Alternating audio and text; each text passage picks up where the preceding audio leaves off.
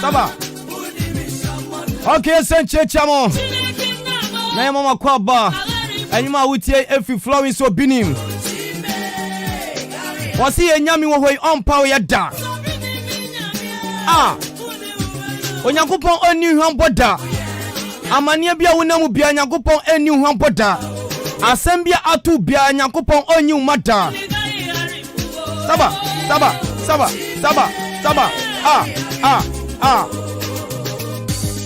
Eba. Miakasa me producer. The finest DJ Fish. And I just boy nyom agigi atata. Ni awuramu awo studio B. Ne yakofa eye asole emu ode. Asole emu hwam. Ade afi King of Grace. Na King of Grace upese woni yasoma. Yawo Akyem Asene amusie ho. Mo amu free eye across batabi. Manso ebane ni anu mfaka MSC Akyem Asene amusie ho. Munya duru amusie ho abom sa solid dano enso esi ho fefefe. Yanya ye free eye suadro achiase aduesa ofuase ayire bi eye nkwanta. Yanso yamfaka MSC Akyem odan. Ye duru odan yanso ye kɔ Asene. Wonya fuka na osi omunsi wo Akyem Asene amusie ho a. Ɛhɔ na be hu King of Grace. Sabredi entetam so ano. Mame nko na me koma me papa Rev.Frank Nkansah atenase. Edasante atenase and the man of the moment. And after me akasa me boss secretary Edenketi aso atenase. And after the man of the moment. Ono da wo ya the quotation be bo. Na minum se quotation wo yetimi di bunipa. Eti anche be ko na yakoma busiafo ni akwaba. Na after ya start egura ni ade nyame asem emu ote no. Eti ama se na Nyankopon se hwehwe na henie no ene ne trene kan no odidi ehia ne ano ebe kan ho no. Daddy Obugu se bibia boko de Nyankopon adom bibia koyie nyame adom era sante papa se bibia koyie nyame adom bibia shi ya no feze wa kama ena ngatia papa se bibia ko mpacho adom the man of the moment. Hey, quotation master. Hey, you say the baby are back do there. Hey, you say quotation we di bunipa. Oh, I say wo ofa. Obu akọ kan to call the Tony ayi na be hia. Ba wo bi kan to call the quotation na babo no. We dey okay there mama last week be flat crab be bana. Asante ma berry approach for no. Ba ku be Alfred Mbiki. Say we di mu na. Me ne nyoko ba ku di nkomo sa. O si oh jaro no nkora ko de o ja hwa quotation be yegu wo kwa ansara obi eti quotation uja hwa quotation kwa be yo bo e die jaro no quotation master ni se be abefa bi quotation master ase wo akronfo ba fi a do ni to bi ade be bo o de quotation o kama ku bi oru bi abo say onu atweto no yi quotation e fetu o ni a kire o master ya bi ase okay amza fo yesa mamu ni akwa ba biem se bi ayi ya bi ya kwa kosom dada ne wedi baba so me you know yewia okay se me kare awode what ase wode what ase tida me sabre die yenko na yemfa nyame asem mu ode no yemfa ma yetifu ati ahenkan 93.3 yo yechia etiefo nyina anopai se de yenua opoku asoreba King of Grace or the two dwano King of Grace Chapel Ghana ene nano penso Awurade Nyankopon hu yemobo ebie kwan ama yen se nenso yemfa Nyankopon asem emre ahenkan etiefu nyina beye na otwe miensani yema akwanya ema yenua evangelist Kofi Amoako a oda King of Grace asore no asempa kan eku no oda no yema akwanya se on fanya me asem emra na otwe miensani na otwiminu na etwam enne de eka ho a onemo ede peso na akiri waba na enne na otwe no ye beduru ha ne odi nyame asem beba no mbete enka ya ka kirem se Awurade hira King of Grace asore no wodi wona wa hira won kura Onyankopon asempa Onyankopon ehunimdie wodi won adom asore no enti ye pese won nyina nso nipa etie radio nya won so mfaso nti anopei no say the last week no yenua di nyame asem eniamon ho a ewura nemmem wo mu mpanimfoɔ if ye cultural sem ne mu na ye ba ba minim sɛ ɛde mfasoɔ kɛseɛ ɛbrɛ wɔn etie yɛn na obi a ɔde bɛyɛ adwuma no Awurade bɛhyira no na wakɔ n'anim bebree ɛwɔ abrabom ɛnɛ nso sɛdeɛ tiefoɔ ni agye yɛnua evangelist Kofi Amoako na senka ho no yɛn nso ɛyɛ anigye sɛ ɛnɛ nso yɛbɛsan ma no kwan na ɔde Nyankopɔn asɛm no ato aso nti saa bere a migyae akasamu no ama no yi no minim sɛ wobɛfa wo Bible ɛne wo pen no so ho entie ne keke wo de fa wo Bible no wo pen no ana wo recorder bi a na wo record iwi a na wo nso onantenantim migye sɛ ɛbɛboa pa Kofi papa anopa yi yɛgya sankedwa no ɛde ma wo yo osofo pani Nkansah obo ade Nyankopɔn onko so anhira wo se de nyina mesrɛ sɛ anhira do de ma wo no amen because de nyina na me ka sɛ enye obia na ne nam a papa obema wa chance they can to radio so asa ba Facebook de waja na kasa mu ama sɛ me no na nam ti wo so ye den kasa wo so kasa bi enye easy enka de bia one face na na ebehu na no mu nsɛm sakura na afe no otoboro grofo odi obe ai na mu nsɛm sakura odi obe to aboro grofo ai enti papa Onyankopɔn okoso ehira sɛ wo nya pesa bi kuminya amen o nya pesa bi kuminya na ja yeso so o ma yeso akwanya sɛ yenso yen kasa enkyere nyame mma nti saa pempensu a yadui obo ade Nyankopɔn onkoso ehira ye gina na anopa yi so no sɛ na trosem ne kan sɛ ade kyenye wo hoye sɛ me ye de osoma ame na adwuma ɛna de biara danso no ɛwɔ asɛm Awurade Nyankopɔn ɔde ma ne ma Bible mu nsɛm no a me ka sɛ free Genesis copy Revelation no nsɛm ne dɔɔso na ne dɔɔso nyinaa no o ka creating na asabo ma sa yɛ nsɛm mienu ya papa ne bɔne ho asɛm ya baabi a bɛfa biara no obeyi wo de ayɛ den ɛde ama wo hallelujah amen ti san pɛpɛnsuo yi yɛ ba bɛhwɛ last week the yɛhwɛ fa ho yɛ ani ansɔ sɛ de na wo ka no na ya na sɛ na amafo nkwala no yɛ ni nsadeɛ yɛ mu adeɛ saa na ade afi sɛ jama bi a yɛnya opani bi na yɛ gu n'anim ase ada se yɛtwe na no kɛkɛ ɛbɛba nkrobom ɛdanse bo ɛba nkrobom ama wanya ho problem but problem ne ba ɛyɛ ana ɛntro ngu ho sɛ bi a pani we ya odidi na atam ntina asɛm we yɛ dɛ abɛto nti ɛba saa na odi tinam na odi ti pempem na ama wo hu ade kopɔte pa wayɛ a nti ama saa ade bɔn na yɛ dɛ aba wo so nti ɛna dɛ so yɛ saa ba bɛhwɛ yɛwɔ trosem ne mu baabi a yɛfrɛ hɔ no Lamentation chapter 5 verse 17 asɔfo be breed yɛ adwuma asɔfo be breed ta de kasa pa Lamentation chapter 5 verse 7 no wɔn na sa amafo de kasɛm na amusa de ka ade bu nipa bam saa ahɔ no makenkan na ɛwɔ hɔ no amafo ka amu de bu nipa bam ɔmen kurahyɛ ɛnyɛ dɛ ɛmam ɛno asɛ waka no saa sɛ de asɛm ne kan ne saa na ma wo onipa da sɛ ne ɛna wo tiase a wo chance wo akwanya a sɛ sɛ wo sesa bibi mu ɛwɔ saa quotation ne ho no bo sɛ wo so atra wo to so na wo te wo gove na wo yɛ ade a ɛmfata na me pɛ sɛ magye Bible na asɛm akanti no sɛ dankatia wa bia fa me kɔ Lamentation chapter 5 verse 7 na fe yɛmfa ɛhɔ ne atifi asɛm a ɛna dai yɛ gyina so na fe yɛ frofro saa quotation ni mu ye ne ahwade wa bia kan ma me mama ikene ko wa no Lamentation chapter 5 ne twi ne yɛ kwadwom etinum ne imu enson wo sesen yɛn agyanom ayɛ bɔne wo se deɛn yɛn agyanom ayɛ bɔne yɛ agyanom ɔmo ayɛ bɔne nso woni hɔ nanso na deɛ ɔmo ni hɔ yɛ hwɛ ma yɛ huam na yɛn na yɛso wɔn amumuyɔ na yɛn na yɛso ɔmo amumuyɔ hallelujah amen wɔn sɛ wɔn kan ɔkan no wɔn sɛ quotation amafo yusu pa na amafo ɔmo yusu nyinaa no ɛna me ka sɛ o yusu ya na wɔde bu abam eti abrabɔ ne anamo ɛsɛ sɛ wutuo na wo gye wo ho efiri saa wagya no mo bɔne no ho no wo bɔ sɛ wo so da so te hɔ no wayɛ gove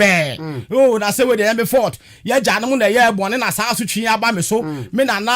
bi a me bɛte ne nka ne yɛse wo som bosom ne yɛse wo ye sei ɛnti na bi a efia ha no mo ye brei master wo chance ɛsɛ sɛ wo se sane ya wo saa brei amen hallelujah amen because sɛ ye gya no mo bɔne ana saka daso suyen edaso suyen ana ema ye problem ana ye gia hu na ka enye ye dia e ka dwen sakra ho hia hallelujah amen de ti abeka sasabi awurade yesu so eba ye no wo se ye boni nti e no ye den obawu ye ye boni o ye gyanom boni so ye den e ka ho eti ye na ye tiase enei ene ye gyanom ye na nananum aya mehu wo mo no omo nyina boni eti na Yesu Kristo ye den ebewu ye eti na se wo tiase na wo tie me anopai na wo de sa asemi ehwa ho ye gyanom boni nti na ama na hia me yo me na boni nti na ama na de me wi san yo me papa bi boni nti na ama me yese yo wo so wo ye den nti mo fi obi ye difo no o ka kire obi se mo fie ho no me da ho na boni na eson sa one say na me si me be da be frofrom me be frofrom so what ase because anu de eya no kre say wo gyanom ana so na nanum bi no omo ye niam bi ana anya den emfata ana me bi say wo so a wo ti ase enei wo so wo ye den je na wo ye wo so ye je o wo so be na na o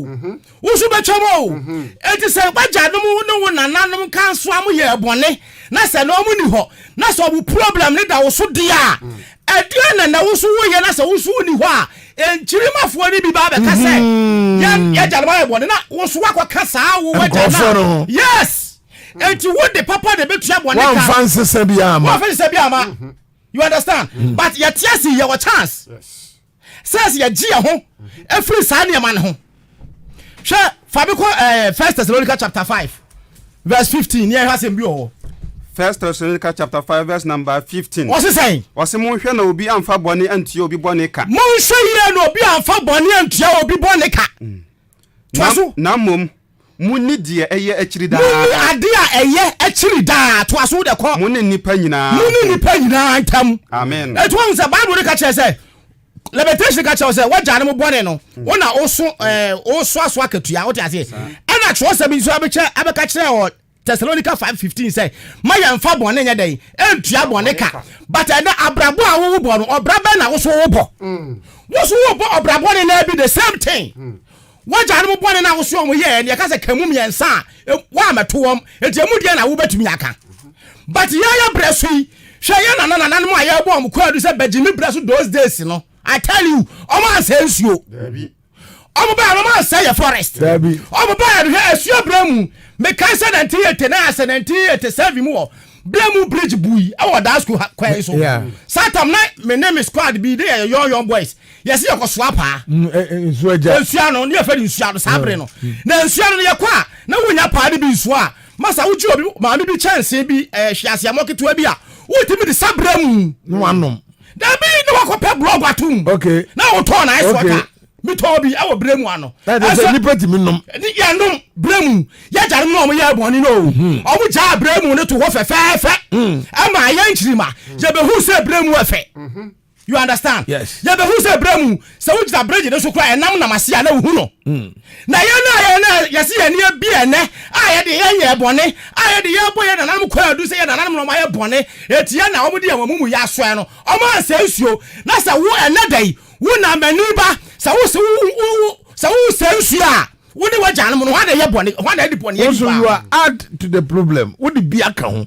wo de wasa asem no kura because ye gya no ma ye beto wo no omo asa ye nsuo papa se wa te make ase enti se ka ye na nanom no omo se sensuo ya ka ye ameto wo se du ye generation so ye ya sensuo no se ye kura ye bone sen wom ya ma mo nyeje enti sa wuti ho ne na wo de sa quotation yi huahua ho se ye gya ne ma ye bone na na omu ni ho na ye ne ye so omu wi so ka ye gya ne mo no bone na omu ye kura na masa I tell you say yes ye na mafoni hwe emrit ya kakra bi ye ne ya se ye nye bone no ye na ye boye na na mo kwa adu no mo hwe etire twakura e kwa so this time and you hwe di petiko shi na ni kuntu si da ho skanti eti wo so wa so obuabu bone ne bia no na da che sa wo so di ho a sa enkwala na ebedu wachiri ba no amuso beka the same assembly bi say ye gya ne ma ye bone na omu ni ho na ye ne so amamumu ye so ka enti enadai sa wote benka fa papa esi bone anu kwan amen enti osofo me do ye example say efia wo be pie mu no efia ofiri mu no so ahu minimu de da so bi ahyase no se na ne ma bi wo hodom ana emfata wo hu ye no ana wa den no hia wom ana wo se no wo hia na bi adwuma me papa na bi eye no e bia na enkoye ana se bia oya odi hafo na mutimi nwom de me di siye me jime ho afri saa de yi mu eto se papa se wo sa wo tware wo generation ekwo no wo wankwala bi wo fie di mu a ombehwe wo so ombehwe aka se ye fie e ba ye me na nasumasi o de na brabo de mfa but be duru bi wo fa Nkansah so de ono yes ti me follow bi wo fa Nkansah steps ni bi won say wo so be fa different track o me dia branch be example abo kuro mu ha ye fa na eto omo mu no so o da station first na eto re sache obi a achewa abo kuro mu ha na eto ensa be gu eto ni mu ase eto share dia o hu say no ensam wa me masa ana eto praku pe say abusua enu me kura abusua me kura to hwe di ebi o waki hu say me wo fa sumasi no re nsa ensi ni ye me wo fa we ensi ni ye eti ato hwe di ya pe ana fum ujai san ko he da to do ya eto nyamishra eto hu ya fe no eto nyamishra I tell you eti wu na hesa wu nya dwen sakra na wo de asi ya janum bone na no because Bible say ye fa bone entua bone ka o kasa ye fa bone ye dey entua bone ka but una nana wo so ye bone no wo so wo ye bone enti se sa da tie dia generation na be sa ba biewu no wo so wa hwo wudi wo bone ni mu bi hallelujah amen me fie me the example mo ni me asani ni me no ofa bi ni afa kala o pe to kwache obi a yes kala odo be obe prousisi a no way wawu okay so wo na onu na se me na dwo di mate ase no master me na nya uzi fie su okwa ho ti me na nya ti de bi wo krompa oskala na ya ne aka me na ba eja na aka me na by force because me say dey ya kala so ati ase o be he so ya mpan so ampa me wo fa ba ko me beto no master onu so twabi mo bi ntwabi excuse me say that at the side on kai dey bo onu ku no e wa se ne he ya what you say na ti we na me so be tra se na me study here master ne say be fiti na me ya say na be tie o me so marry insani bi yeah marry insani bi e be ku mi wadi ma se for some time kakra I tell you et be shade na me na asubesi am beto no no rensa me na bi wo fa we no ti say we so no ti say et me so kofia mu akobe be tra sa situation ye mu bi na ma follow up steps na say that tie dia be dey me jeme ho trust di na asa be dem ho mawurade yes me dem ho mawurade masa ensanya makono o de ntokwa ka me nim yawo eti meja no me na mbone na o mo ye no me hu say me so be follow sa steps na eni mu guase o mo je ye no me so be jibi eti sa na tia dia me frim mejai hallelujah amen eso yo Kristo dia wo tie mi na first Lamentation 5:7 in wa ho na ade asese wo ye anamo ese wutuo untu ena emom no wo de wa ho ye janem aye bone na oni ho ye de fie de obi akwale ane waba master se wa hu se fie ni mu no ma mi we akwale waba ne ye da besi ho a wo bi sam no mo kamuru kura se wo de no entokwa abo ba wale mu a fo wo de ye mfato se Sami na mu ne ja wale a me de mi nya wale se tie bia hallelujah amen ko se hallelujah amen se wa hu sa adwi wei na wo de sa quotation ne nko na adinfo na aba no e de ye mumu adwuma no se ancestral curse o kan say ne brofo no ancestral curse no ejanom no me na wo so a wo so wo be fa sa ekwa na mu bi na wo so wo bo sa kwa ni bi ato ho edi amobo musu di wachire hallelujah amen eti sa ensam no muma yenya aka ne na mo se beja aka ye se be koso aka so dia ne ye de papayo na eba be kanta sa ade no sa quotation no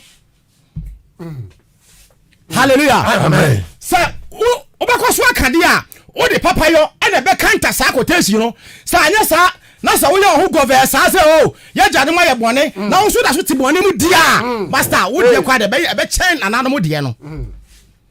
wo de e be chen ye nanano mu de no eti fi na ko wo ana he se wo so fa ho adwe hu se me free mu ebusua me free mu mistake weni wom na mistake ne so me hwa yesi ye nananom enome na bia ne yesu egusu aye sa na tie dia me matwe me ho afiri mu na hwese mfa ma wa na hallelujah amen fa me ko Jeremiah chapter 31 verse 30 odi Jeremiah ngom tie aduasa ba ko ichimu aduasa Jeremiah 31 verse 30 what's he saying na mom obiara na mom onipa biara ono ara mumuyo ono ara kasara mumuyo enti na obewuo enti na ebe ma na ide ewuo asi onipa biara a wotwere ni abunu ono na ne simbefem onipa biara a otwere abunu no ono na ne sibede ebefem say excuse me say ye di anka a eye bunu a enye de say me na say me sefem a eja sante wo semfem jisa wo so wadi sanka de bi sa wo so di anka na enye de ni bia say me sefem ye no sa na so sibede ebefem eto so woni pa biara ono na mu yo ono ne bone eno so na obegina na odi bewuo eno aso na obegina na odi bebu na ho akonta eti sa excuse na abaso this time na edi for the year juma be bre ancestral curse na nanom no me na o mo wakwankyere papa bi nka say bone because bone ye Bible ka cho say e bone na nanom ye yo waka so mo ye papa ya jare mo ye bone na so de o mu ni ho na ye na ye soa sa bone no ana wo so wo ye den ne ndi on kan cho say jai bone ye na you fi na nanom bone abone nim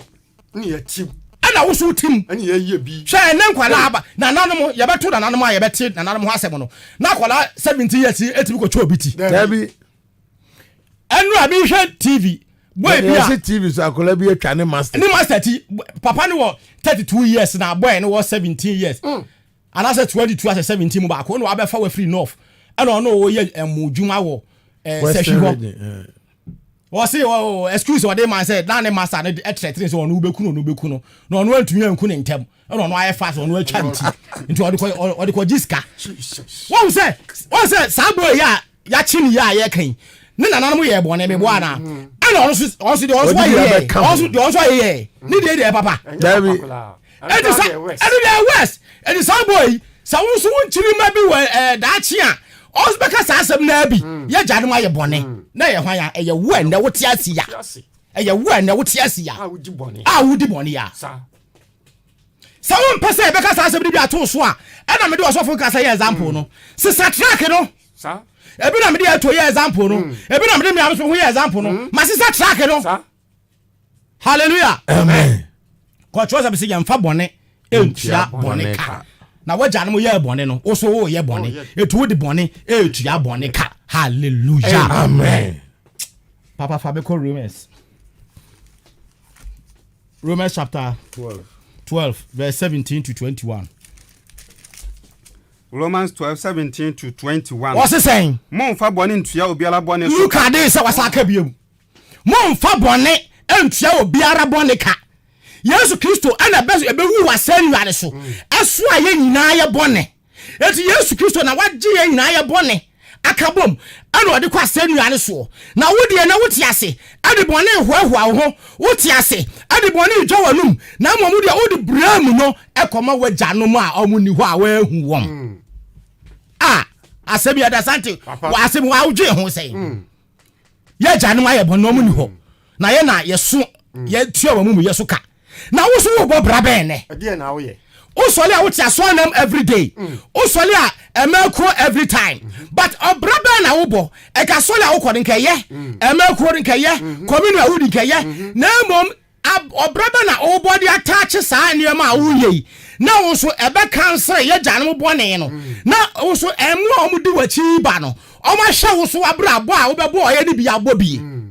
ana want ya se wo na so break ni na yes so bob labo papa ene what ya say na nkwala edi husu achi ba no omuso beka say ya janum meja sante ye papa na no odi ho na me na me so esoka na say that means wo be hye ne ma papa e te bedru ba bi no wo bo say said yi friend say ablante ye okohwe obi o sol fie so onu no siba siba de okobisa say obiani David fi aso le demand papa na so na say papa bi atwamu ko papa bi atwamu ko enti abere akwawo enti akohwehwe akoyi papa wo Friday aba enti ka sandi paro ye sandi pare bone a ko obiani se fie mu ade a ne na bi ya me da achi bi no emle bi atwamu no Jonathan anya papa Jonathan anya papa anka Mephibosheth what you say onya ba bi nyina enti papa na wa ye to ho no anka Jonathan ye David bone anka Mephibosheth obi a lodiba ne nan ya bubu akedi ngofa ne ma what you say enti papa na Jonathan ye to ho no ana wo se na chew ana awura mu na fe na awo ana akopia ba obiani asumasi fia Jonathan fia asumasi ntime ne papa na say enti sale ko ye bonde a ko ba na ka revenge yes ko obiani fia wa mu fia obian ka wa mu ka bes ka ta fie sale ko be ka but papa na Jonathan ye mmiri bi atwa mu no afan ya kwahwehwa ne wo say ye betua de papa so ka enti de papa betua papa ka na wo de bone tua bone ka na wo say bremu de oye bone na edi ka na ahasro so e ka de Mordecai aye on so ye de bone ana na Mordecai ye papa e bra na nkrofo be se oku ahasro na o say o yes a papa no o wure fi no ba biribi su ne yekofa abreso samoma no eni hu se de Mordecai ye no ye nye no papa bia eno ne ma akonya kese a he ma adwen bone ye kwa papa nti na ye de once after be sia sema me kan so ye de ye te bonim ani ye bremu ye nana mo bone si ye nana mo ma ye bone na o mu ni ho en na ye ha yen hwa aboa sonson kra no oni ani ni hwe but atete e chi na onya ne ho matetia go verse atete a che me kosa o wo so ne ho enti na wo sa wo so ho ese wo ye bibi na wo de kan se sa ye jane mo bone no hallelujah wa amen papa kana unwie wase monfa obiara bone ntua obiara bone so monfa obiara bone ntua obiara bone so ka na monna ndwene nuoma a ayefe aya monna nyema ayefe ho ayefe nipa nyina anim se betumi a monfa mu de me fa mu de monne nipa nyina ntena asomdwie mu monne nipa nyina ntena asomdwie mu to aso adofo e montoto mo ho re na mom no monjai ma onyankopon abufu sa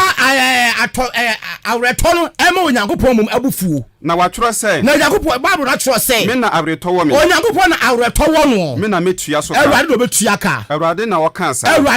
asa asebi 20 no ko se ekom de wo yonko otamfo a se kom de otamfo mpa manaduane aya manaduane ni se sukom de no a se sukom so de ni mpa mane biribi no mane nsuo kra no no na saa na wo de beboaboa jasrama agu na tifin na saa na wo ye no e na de boaboa jasraba e de gu na tifi to aso e mabone inni wo so nim mabone inni wo so nim na emom fa papa di bone so na emom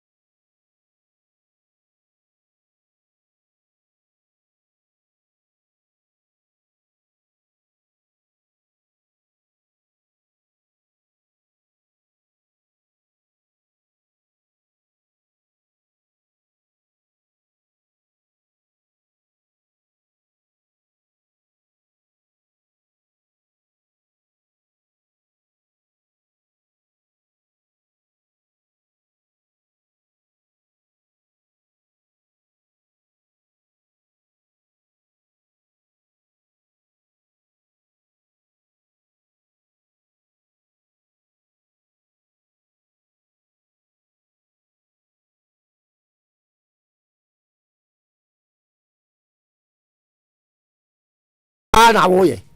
wode wo nsa ahyɛw da mini fam ɛna wote hɔ sɛ mebɔ bla mehuna no na wote hɔ bɔne no a woyɛ no gyae na kɔ so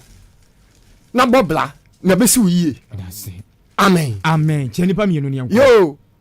agye opoku mekyia yɛsɔfo maame Nkansah ene ka me ba so la me no 101 bi saa ho se me ne di nkomo oni ndi nkomo ono so de ono humi a be ye nya sai maame ya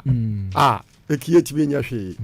on so kan ye ho pa okay me di to so me yenu so me chia me ho kafo ene me wo fa adakwa me chia wo mu ni na ene me maame mu ni na quotation master. Oh, we need to move from no. Mr. Pogu, quotation master. Nyame o. Nyame na do mara kwa neja. Onse na mu pitch, onse na mitia din. Na wo you dey free mu. Na wo you dey free mu. Hey, enye izo. Wada de wa bo ami o. O si je izo. Do ba bi ni de ka die. Anka o ka ba stand en ka yegun E de rade ase. Isi ade o. Sa e de rade ase. Nku am botara. Onyankopon ko so hira o. Am botara. Yo me so me chia adofo no bebre me de adofo no a person ka be chia 100,000 so rada nipa ada time with it time with it e dey be chia bi nu agudi o asene na chairman controller chairman Bismarck bo ahen edo aso ye nu James Aban ena osie ni bra obolo ana ti abo ha na woti moto so a na o greasy kai ti eno ayekọ na yi ase kakra ko jam ye nua James fine boy onyankopon koso ncheche ne re na kin friend say tomorrow planners adrawa for so na ga ne ye meeting na so amaso nti nyankopon bo a ye de ahye da sene aye 18th nti chema controller wona o mba nyina be chia obi a nyankopon hia obi a nyankopon hia so the quotation master you say Ghana had there wo ye hwan master quotation ne munyai obi ene obi dada ba ko pe me ba yemfa be si ma me madozo enye ize wa bre yesre tifo ne se de o ma je yasenka na tumu no se de omo yen so wo sikasem no me de number ni betutwa omo yen because fidie yenu odi besi he odi ska na ye sa pepe nti obetimi metra so free nko bi nti pam chew mo amutie yen no ya sorry a nyame de ma yen no nya sorry a digiska but this is the worthy cause eye de ehuhia nti no o de ofre yen na kakra bi awo no ye boaboa no abosomeso no ye ba na de tuaka because se mo bete se ye film from ye mabie ma okra be friend na ade na nkofo ne ma ade na omo ma bia ade na kodu so ye de se ye wonkwam nko ade a nyame asem no de ade achi bi o ma ye foforo nti ye de be bro na won so etimi abo nti we ye ma de sre de kese pa afi enena otwe enena otwe nyame adoma o boss edanketia ye to ne badin ono nka jira ono nka no ana nka mfa to from nka kakra ma bosumi me twa mu no asole mafo awubom nti we say abadin to no na edrusu no edanketia na ebia no nti enena otwe nyame adoma ye beto ne badin 31st July so aye Dickness Evelyn nyameche a friend adwoa ono so beto ne badin efiri ho no mienu aka no so ye ba ene wo ma ewo no mo nyire mo hongo eno ne epe sin owuo wo kari etwam kai ye chia mo nwale no mo eno na efe na wo de ye chia anomasifo nyina govimi nim ohinzo o anomasi o ba nipa ba ko pa minim ni din eye owuraje ban ni papa se o aba weekend ye chia no nyame ya adoma September mu enche di date ni be ye ba ni kurum ho ni ya be pagya nyame kese ewo anomasi kurunum na ya se urade be me akonya na ho so ye de asempa no bi ewura ho a nti bre no so a free on the 5th on the 4th ekosi on the 8th August ya won pai bokese and sama na ye nua kofia makokan so say ni obi o ahohom na kutia no ye bon omra mebɔ mpae eye on the 4th no eye ukuada anaju nondu ekosi dumienu ye gyina na so eye program kese pa ye gyina na so eye mpae ne breki saa ne mani nyina no otima ya de a eye akono bi agyegew mede okɔbɔne ho no bɔmɔden sɛ saa danu dua obeba bi ye bɔn de wuro wo radio isu nti ayati na fa hye utirim na bosome miensa etwam July etwam a saa bosome miensa eye bosome miensa every year a very challenging months ani ba bre ohaw ne nsam aworo ayetete but the end ye nyame aboye onyame bambofo no wa boye ndi etwa na for the peak season ye August ekono wa me afa ye nhira ediso nti akodie abosome no enu ne yetwam no enu ne yewie ne mpaebo ekese a etesa no on the 5th no ye beto aso ena sese no ye all night kese obia baby abebo mpae yewie a na de ache se wunya ka akọ ba a e ka sisi ho a de obekọ ba a okubia anope ye chia me yire obi biara otie me nkofo ne doso ndi obubu a na o ya yemfo ndi obia otie yen ni obia asese ye chia no ye chia o anope nyame onka ho mo a mutie yen amobese mbese mo ba asore no yi bibi esu kwan bia ne brasori fie na ye no nsom ye mfa ncheche no enchecho se nyankopon dom ya ye woni da sene ye wrade be boa ye ko body se obeboa sa adwumadi kakra bia obia no bra DJ ede number no tudwa na o tra ne obia no we di bia be support email kama amen yaramase yani King of Grace ene ko bom punipu yawo Akyem Asene amusie ho enti ya na won kwa sorry a da wiye mlemo nya o pasole a sebi nyame asem no eye adwuma ho de a woni ye mesom enti mo amufri manso across no woni amfaka emesi Akyem Asene amusie ho wonya duru amusie ho a obehu yen na ya papa number ni nie mo amopese mo bua show we mo